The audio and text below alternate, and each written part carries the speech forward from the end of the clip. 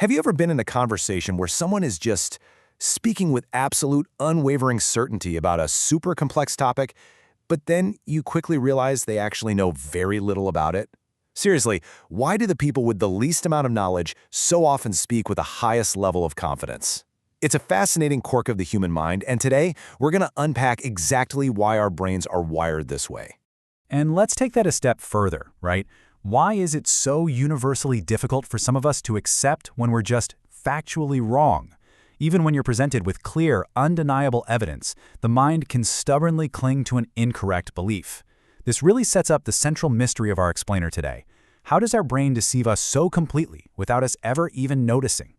Well, the answer to these mysteries lies in what I think is one of psychology's most fascinating cognitive biases, the Dunning-Kruger Effect. And look, this isn't just about other people being stubborn. It's a fundamental feature of human cognition that affects absolutely every single one of us. So in this explainer, we're going to dissect this whole psychological phenomenon. We'll look at the neurological and evolutionary reasons behind it, and most importantly, we're going to discover how to overcome it.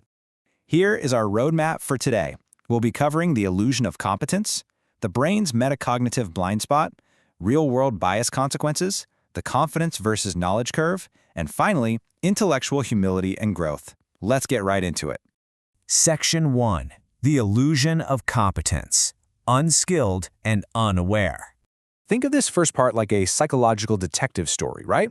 We're investigating human overconfidence. And to solve it, we really have to look closely at what happens when a lack of skill crashes head-on into a lack of awareness. So, by definition, the Dunning-Kruger effect is a cognitive bias where people with low ability in a specific area give themselves overly positive assessments of that exact ability. It was identified by researchers David Dunning and Justin Kruger back in 1999. Now, it's absolutely crucial to understand that this is a systematic error in thinking. It's not about your general intelligence. It's exactly why a brilliant theoretical physicist might confidently, but, disastrously try to fix their own plumbing. It is highly task-specific. David Dunning himself actually captured this paradox perfectly. He said the first rule of the Dunning-Kruger Club is you don't know you're a member. It's wild, right? Lacking knowledge essentially hides the very fact that you lack knowledge. If you're incompetent at a task, well, you don't have the expertise required to even recognize your own incompetence. It's like an invisible trap. You simply cannot see the boundary of your own ignorance. And the data from their original 1999 study is just staggering. Dunning and Kruger tested undergraduate students on things like logical reasoning, English grammar, and even their appreciation of humor. Get this. The participants who scored in the bottom quartile, meaning their actual performance put them way down in the 12th percentile, ranked themselves, on average, in the 62nd percentile. They were literally at the very bottom of the pack, yet they genuinely believed they were performing better than most of their peers. Their lack of skill completely robbed them of the ability to realize they were failing. Section 2. The brain's metacognitive blind spot. Thinking about thinking. So why does the brain do this? Well, we have to look under the hood, so to speak, at the metacognitive and evolutionary reasons our minds fall into this trap. Basically, it all comes down to metacognition, which is just a fancy word for the brain's ability to think about its own thinking. To really understand this blind spot, it helps to contrast a couple of biases. See, while mental shortcuts like the representativeness heuristic cause us to misjudge the external world, like, say, assuming a startup will succeed just because it fits a certain prototype, the Dunning-Kruger effect targets our internal mirror. Both of these are flawed assessments, sure, but Dunning-Kruger specifically distorts our self-reflection. Now, from an evolutionary perspective, researchers view these cognitive heuristics as super efficient survival shortcuts, for when time and brain power are limited. In other words, our brains evolved these quick judgment tools simply to survive. And hey, they work perfectly well in most natural circumstances, but they start to break down systematically in our modern complex environments. Think about it. Sometimes an overly positive self-assessment, even an entirely inaccurate one, might have actually provided some evolutionary benefits back in the day, like increased motivation or social confidence. But today, well, this ancient brain wiring often just leads to pretty significant analytical errors. So the absolutely crucial point here is what psychologists call the dual burden of incompetence. Basically, poor performers suffer twice. First, they lack the specific skill or knowledge required to actually complete a task successfully. But second, and honestly much more dangerously, they have a really weak metacognitive ability. They just cannot step back, evaluate their own choices, and recognize that deficit. Because they lack objective expertise, they rely entirely on internal, wildly inaccurate assumptions. It's literally the cognitive equivalent of grading your own exam without even having the answer key. Section 3. Real-world bias consequences. Danger in overconfidence. This psychological quirk doesn't just live in university laboratories, it escapes right into our daily lives with sometimes really profound consequences. Just think about these highly consequential fields. In aviation, studies have actually shown that overconfidence can lead pilots to operate aircraft that they lack adequate training for, attempting maneuvers that totally exceed their actual proficiency. It's scary. In emergency medicine, physicians in training have to be monitored super carefully because an unwarranted confidence in their skills can literally risk patient safety. Or take economics. Buyers might overpay for a used car simply because they don't know enough about mechanics to spot the hidden risks. And, well, on social media we see this literally every single day. People skim a single headline and suddenly act like definitive experts. They're out there confidently arguing with actual scientists in the comment section because they completely lack the expertise to even evaluate the source material. Just picture yourself as a sailor, charting new territories in this vast sea of knowledge. The Dunning-Kruger effect is exactly like those hidden rocks lurking right beneath the surface, just waiting to damage your ship. These biases sneakily distort our thinking and hinder our learning journeys without us even realizing it's happening. We think we're sailing along in deep, safe waters, completely unaware of the cognitive shipwreck waiting just ahead.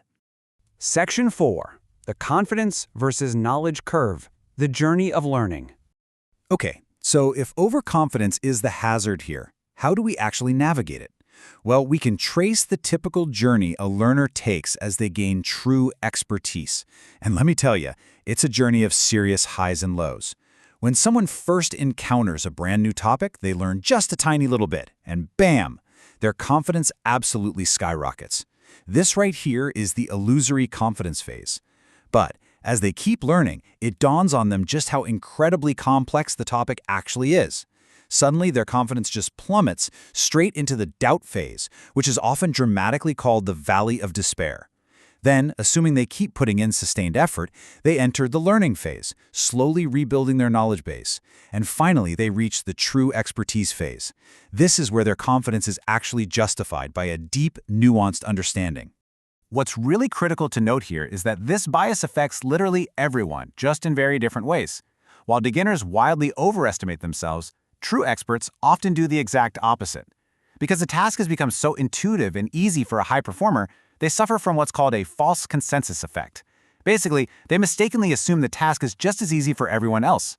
So they actually end up underestimating their own relative standing. It's wild. The novice thinks they know everything, while the master assumes everyone knows what they know. Even the absolute brightest minds suffer from cognitive illusions, just, in the opposite direction. Section 5. Intellectual Humility and Growth. Holding Beliefs Loosely. All right, so now that we fully understand the trap, what's the antidote? The solution we found is intellectual humility.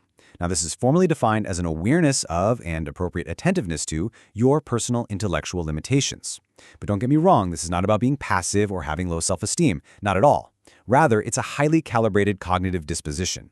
It really just means recognizing that your own beliefs might actually be wrong and having the willingness to revise them when you're presented with new evidence. You basically learn to hold your beliefs loosely enough to allow for continuous learning. And there's some research published in the Journal of Personality and Individual Differences that reveals something absolutely fascinating about this. Researchers at Duke University actually tested participants' recognition memory. And get this, they found that highly intellectually humble people actually process new information way more carefully.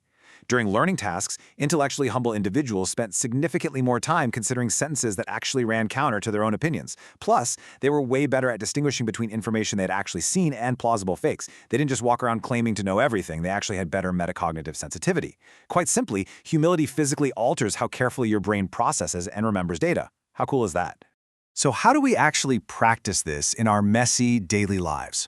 Well, here are some practical, totally non-judgmental steps to build up that metacognitive awareness. First, you've got to actively question your own opinions. Just pause and ask yourself, wait, why do I actually believe this? Second, genuinely listen to different perspectives without immediately trying to debunk them in your head. I know it's hard, but it's key. Third, practice critical thinking by hunting for actual, objective evidence, rather than just relying on your gut feeling.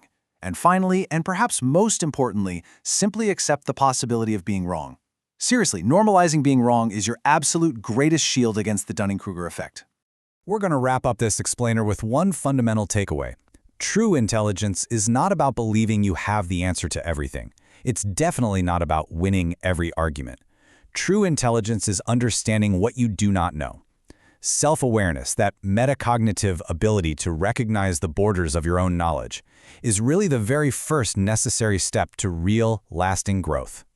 Before we go, I want to leave you with a brief little exercise in self-reflection. Think about your own life right now. What is a topic, a skill, or maybe a belief that you feel absolutely, completely confident about? Just take a second. Got it in your head? Okay, now ask yourself, have you ever considered how much you might not know about it? Is it possible you could be standing right at the peak of illusory confidence? It's a provocative thought for sure, but holding on to that question and maybe holding your beliefs just a little bit more loosely, that might just be the smartest thing you do today. Thanks so much for joining me on this explainer, and remember, keep questioning everything.